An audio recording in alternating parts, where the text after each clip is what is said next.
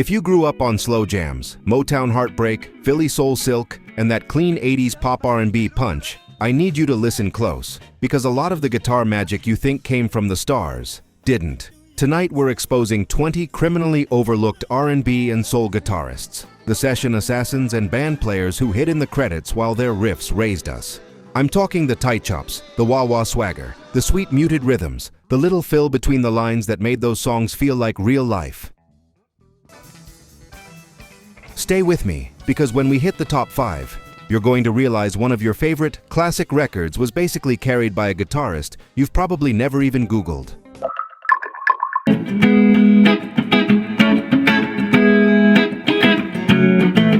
If you grew up anywhere near Joy, you grew up near September. I don't care if you were a hardcore soul head, a pop kid, a funk lover, or somebody who only heard music at weddings. This song found you. It always does. And what I love about September is that it doesn't kick the door down with drama. It walks in smiling, like it already knows you. People talk about the horns, and yeah, those horns are a celebration.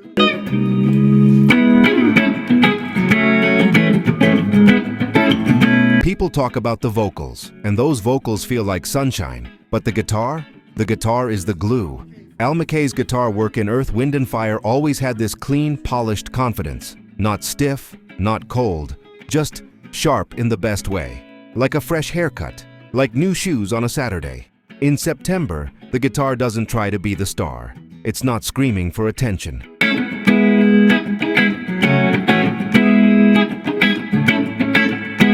It's doing something more powerful. It's keeping the whole song moving.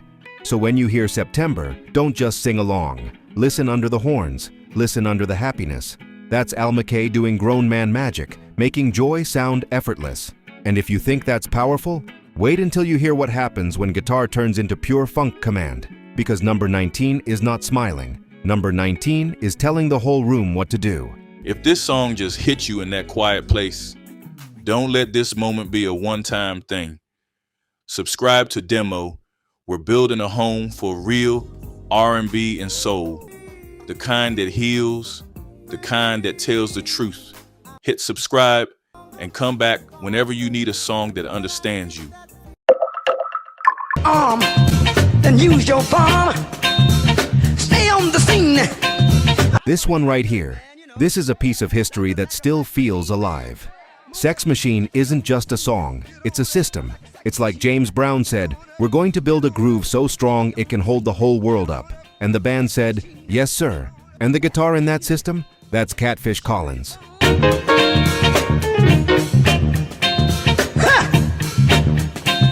Now, if you only know funk as something fun, something to dance to, something to throw on at a party, this track teaches you the deeper truth. Funk is discipline. Funk is repetition with purpose. Funk is a band agreeing to become one heartbeat. And the guitar is one of the sharpest tools in that heartbeat. Catfish doesn't play like he's trying to impress you. He plays like he's trying to hypnotize you. But the funk has hands. Is that the feeling? You're about to get that. You give me fever. The funk has strings. Somebody had to place those strokes right on time. That's why Catfish Collins belongs on this list. Because he helped build a groove that's still feeding dance floors decades later. Now, number 18 is a different kind of power. That's the way it is. I got my dig it. He's got. Because number 18 is not about holding the groove in place. It's about making the guitar speak like a voice. A guitar that sounds like it's stepping out of the smoke, looking you in the eye and saying, watch this.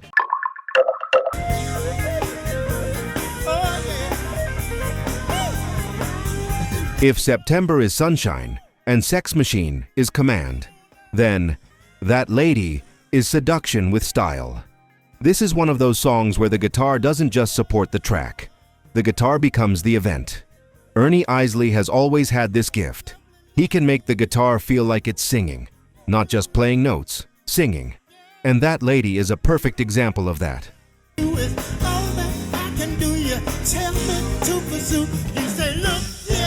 I remember hearing it and feeling like the song was dressed up, like it had on something smooth, something expensive, something that moved when it walked. That's why this guitar work matters, because it didn't just decorate the song, it expanded what soul could sound like. Now, number 17 is going to swing us back into the pocket, but in a different way.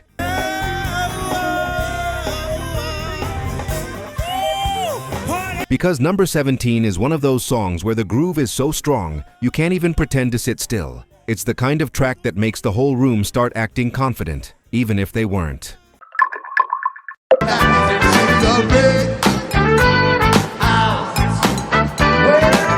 Brick House is one of those records that hits you like a grin. It's not shy. It's not polite. It walks into the room like it knows everybody's going to look. And the first thing you feel is that groove. The bass, the rhythm, the whole band locked in like they were born on the same beat. But listen close and you'll hear what Thomas McClary is doing on guitar.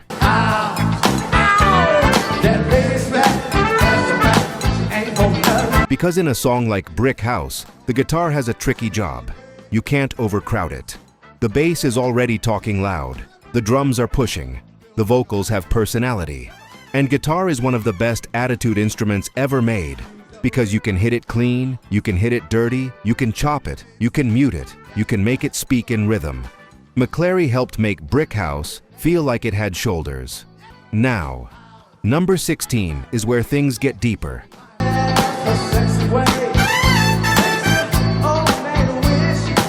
Because number 16 isn't about the party, it's about the slow burn. It's about the kind of song that people didn't just dance to, they lived to it. And the guitar on this one? It's not loud, it's intimate.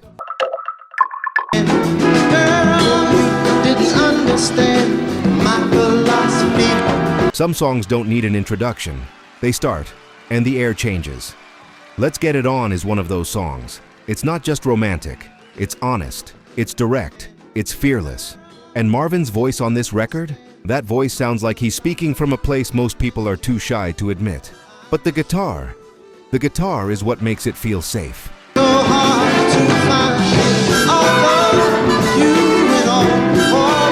That's the thing a lot of people don't say out loud. A song this intense needs softness around it. It needs warmth. It needs a kind of musical candlelight. And David T. Walker is a master of that kind of playing. His guitar touch is gentle but confident, like a hand on your back guiding you through a doorway. Start with a part that isn't loud, but changes everything.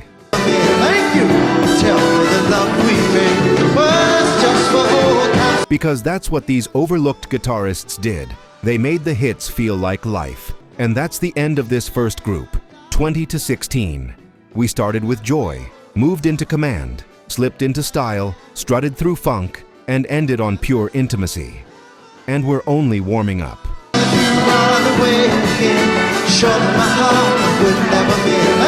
Because the deeper we go into this countdown, the more you're going to realize something. A lot of the soundtrack of your life was built by players whose names were never printed big, but whose fingerprints are all over the music.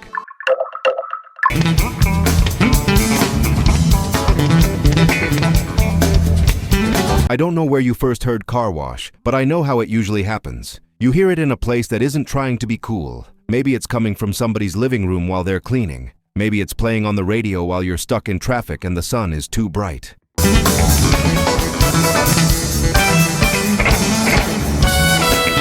Maybe it's in a shop, and you're not even paying attention. Then suddenly your foot starts tapping like your body recognized the groove before your brain did. That's Car Wash. It's one of those feel-good records that doesn't feel forced. It has that bright, clean funk, like a smile with a little swagger behind it. And here's why players like him get overlooked. People remember the chorus, they remember the vibe, they remember the fun.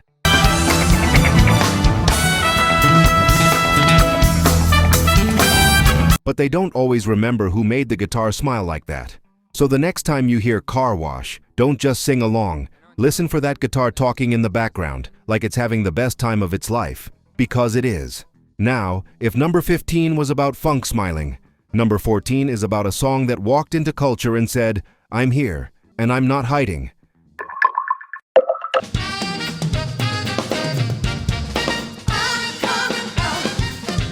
There are songs that are hits, and then there are songs that become moments.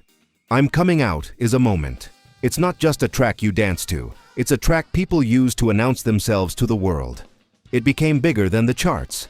It became a statement you can wear. And when that guitar kicks in, that's Nile Rodgers doing what he does best. turning rhythm into a runway.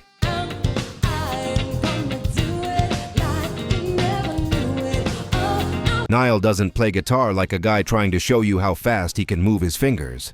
He plays guitar like a guy who understands fashion, timing, and confidence. His rhythm style is clean, tight, and sharp, like the groove is pressed and ironed. So when you hear "I'm Coming Out," listen for the guitar as the spark. That bright rhythm is what makes the whole record feel like it's stepping into the light.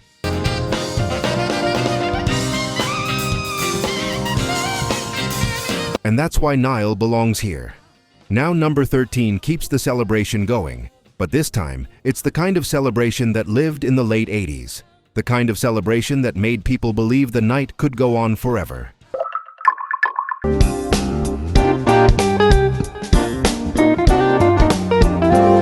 Let me take you back. This song didn't just play, it took over. You'd hear it on the radio, and it felt like a jolt of energy.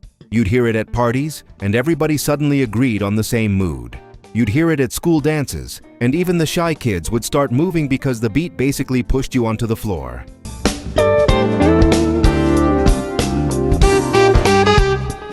I Wanna Dance with Somebody is one of those records where the joy is so big, it almost feels like it's glowing. And a huge piece of that glow is the guitar work from Paul Jackson Jr. Now, Paul Jackson Jr. is one of those players who's been on so many records that people don't even realize how much of their life soundtrack he touched.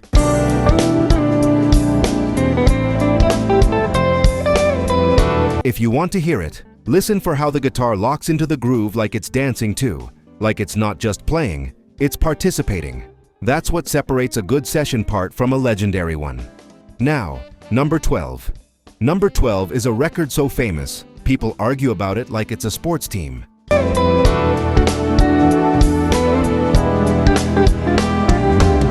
A record that lives in every decade, in every DJ set, in every greatest of all time conversation. And the guitar on this one, it's not flashy, it's surgical.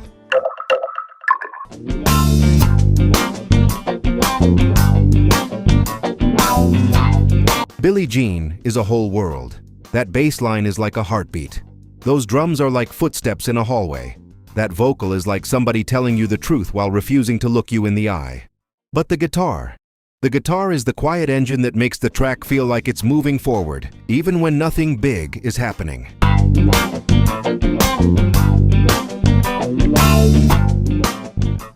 That's David Williams. This is one of my favorite examples of how guitar can be invisible and still be essential.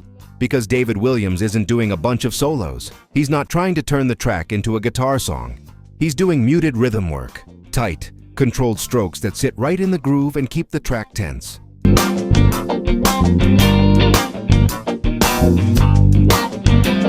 And David Williams is one of those names that should be said more often when we talk about the sound of the 80s, because he helped build that modern pop R&B polish, the kind that still sounds expensive today.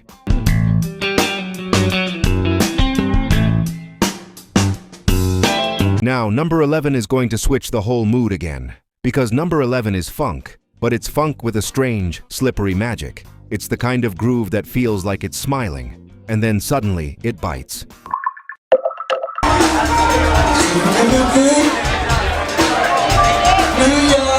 Some songs feel like they were designed in a lab.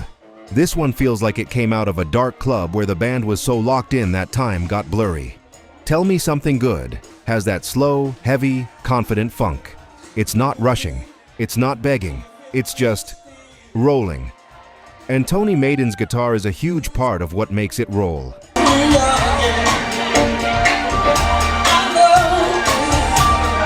The guitar on this track has this thick, chewy feel. It's not bright like disco, it's not slick like pop.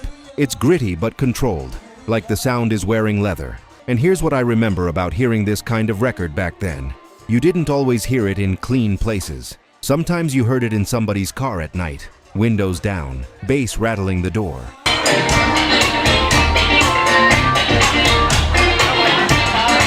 Sometimes you heard it on late night radio when the station got a little looser and the DJ started playing stuff for the grown folks. That's why this guitarist belongs here, because Tell Me Something Good isn't one of those songs you forget.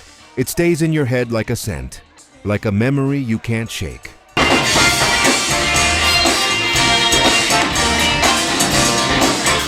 And when you really listen, you realize the guitar is a big reason why. It's not trying to impress you, it's trying to pull you in. And it does.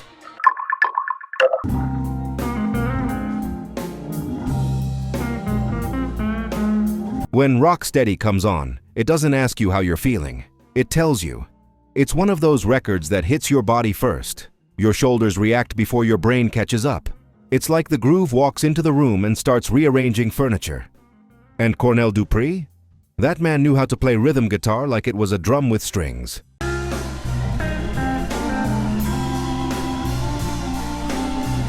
The first time I really noticed the guitar, not just the song, I was in a place where people weren't sitting down politely. This wasn't listen carefully music. This was move or feel left out music.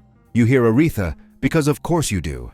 Aretha is a force of nature, but under her voice the band is cooking, and Cornell's guitar is part of that heat. Might fall on a piece of glass. Might be snakes there. What makes Cornell special is how clean he could be while still sounding mean. So when you play Rock Steady, listen for the guitar not as a part, but as a force holding the rhythm together, because that's what Cornell did. He held the groove so steady that Aretha could fly. And now we switch moods completely, because number 9 is not about commanding a room.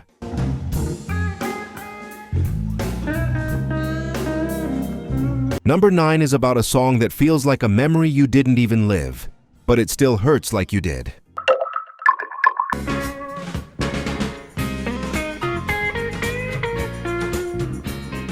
There are songs that are popular, then there are songs that feel like they're private, like the singer is telling your story, even if you never told anybody.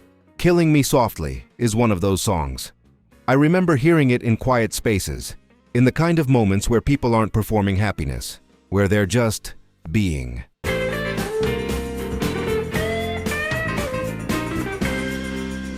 Maybe the adults were talking low in the next room, maybe the lights were dim, maybe the day had been long, and then that song comes on, and it's like the air becomes softer. So next time you hear Killing Me Softly, don't just listen to the lyrics. Listen to the space around the lyrics, the softness, the careful placement.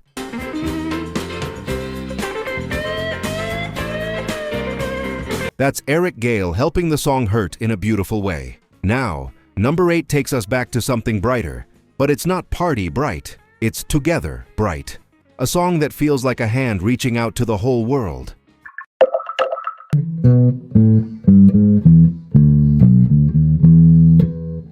Love Train is one of those records that makes you believe people can actually agree on something, even if it's just for 3 minutes.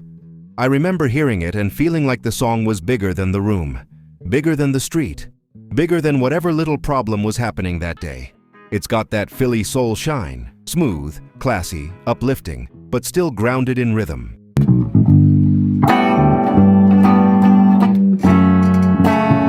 And Norman Harris's guitar work helps that shine feel real.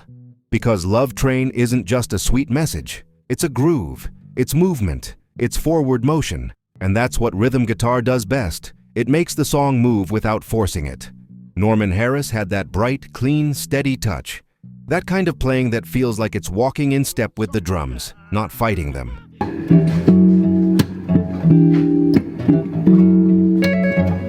So when you hear Love Train, listen for the guitar as the steady hand guiding the message forward. Now number 7. Number 7 is where things get adult. This is not a song you play just anywhere. This is a song with a story in it, a secret, a situation. And the guitar on this one doesn't just play the mood, it sets the scene. We both know that it's wrong. Me and Mrs. Jones is one of those songs where you can feel the room dim when it starts. It's not loud, it doesn't rush, it doesn't try to entertain you like a party record. It tells a story that feels like it's happening behind closed doors. And Bobby Eli's guitar is part of what makes the story feel real. This is Philly soul again, but on the more intimate side. Holding hands, making all kinds. The side with perfume in the air. The side with slow walking and careful words. Bobby Eli had this smoothness in his playing that feels almost like he's respecting the silence. He doesn't crowd the vocal. He doesn't fill every space. He lets the song breathe, because the story needs that breathing room. Bobby Eli helped me and Mrs. Jones feel elegant. That's why he's on this list. The same charm. Now, number 6. Number 6 is a masterpiece of quiet power. It's one of the smoothest soul records ever made, one of the most loved, one of the most replayed, and the guitar on this one doesn't shout at all.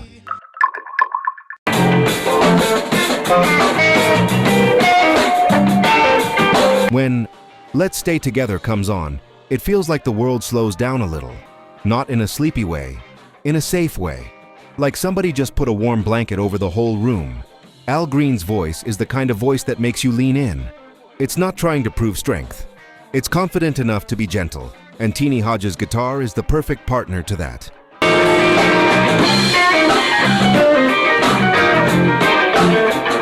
This is the kind of guitar playing that makes you respect the word taste, because Teenie isn't doing too much. He's not showing off. He's not trying to steal attention. He's choosing the exact right notes, the exact right rhythm, the exact right tone. And the tone matters here. It's soft, clean, and warm, like candlelight.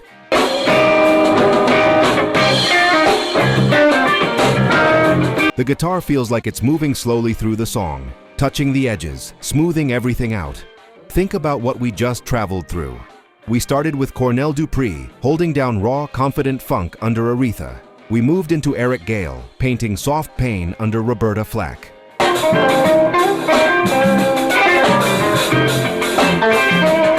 We rode Norman Harris's steady, uplifting groove with the OJs. We stepped into Bobby Eli's classy, secret night atmosphere with Billy Paul. And we landed on Teenie Hodges' warm, timeless tenderness with Al Green. And now we're at the point where the countdown gets legendary.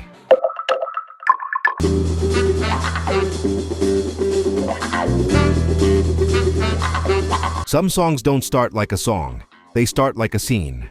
Theme from Shaft doesn't feel like you're turning on music. It feels like you're walking into a movie where the main character already has a reputation. And the first thing that really grabs you, before the strings, before the horns, before the full swagger of it all, is that guitar. That wah-wah guitar.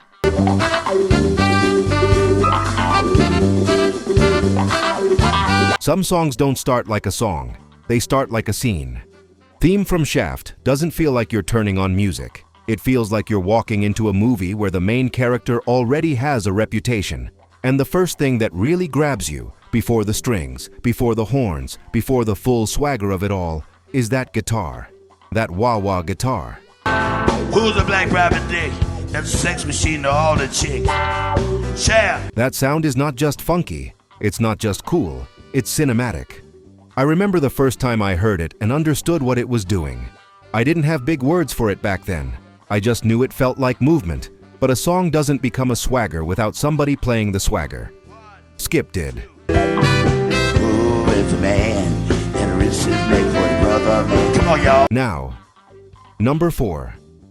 Number 4 is the kind of record that taught generations what soul music could do to your body. This is not a song that politely asks you to dance.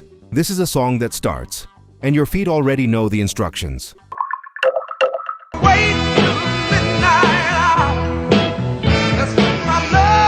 Let me tell you something about hearing this kind of song in the real world. When In the Midnight Hour hits right, it doesn't matter where you are. You could be in a small room. You could be outside with a speaker that's barely surviving. You could be in a car with the windows down.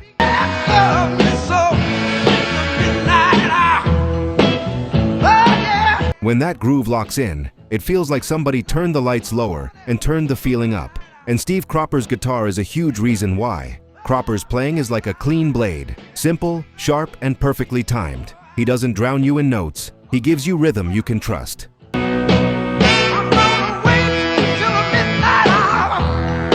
That's the secret power of a lot of classic soul guitar. It's not about showing off, it's about placement. That's why In the Midnight Hour is still a lesson, still a blueprint, still the kind of track musicians study without even admitting they're studying. Now, number 3. Number 3 is a different kind of magic.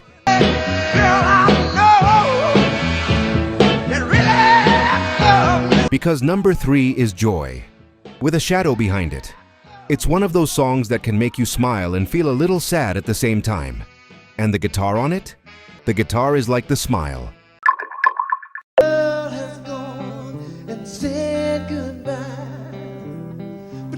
The Tears of a Clown is one of those records that sneaks up on you. It sounds playful at first, almost like a little parade. It has that bounce, that bright feeling, that melody that sticks. But if you really listen, the story is heavy. It's about hiding pain. It's about performing happiness. It's about smiling so people don't ask questions.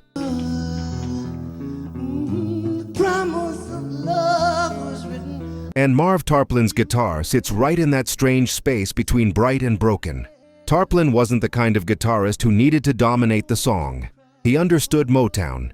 He understood how those records were built.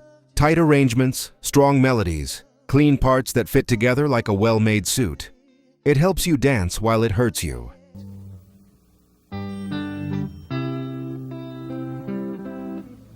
That's soul music at its best, sweetness with truth inside it. Now, number 2. Number 2 is urgency. Number 2 is tension. Number 2 is one of those tracks where the whole record feels like a heartbeat racing because somebody's about to break. And the guitar is the nerve system.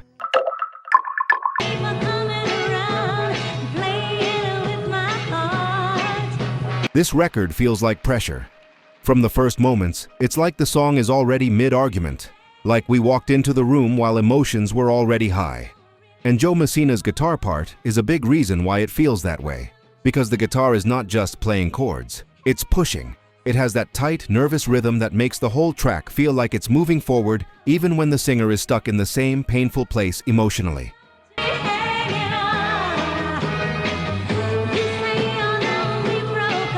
And that's the genius of it.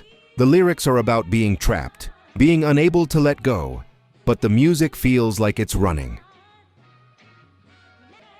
Now, number 1. And number 1 is special, because it's not just a hit. It's one of the most loved soul records ever made.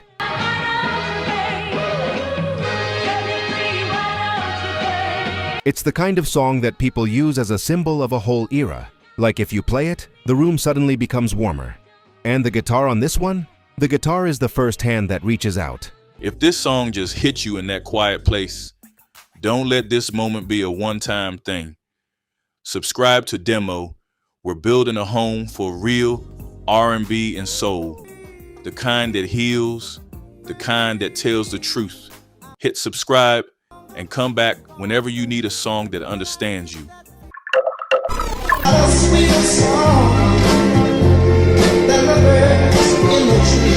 I don't even need to say much before you hear it. That opening guitar line is so famous, it feels like it existed before the song. Like it was always floating in the air, waiting for somebody to capture it, but it wasn't always there. Robert White played that. And what makes that guitar intro so powerful is how simple it is.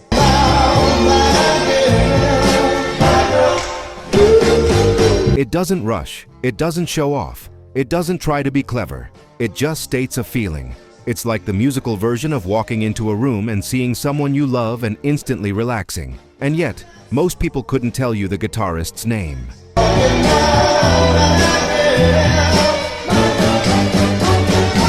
That's the story of so many great R&B and soul guitarists. Their work is famous, but their names aren't. So I'm saying it clearly here, like it should be said. Robert White gave the world one of the most beautiful guitar openings ever recorded. And that's why he's number 1. The journey doesn't end here, R&B soul lovers. Watch this next.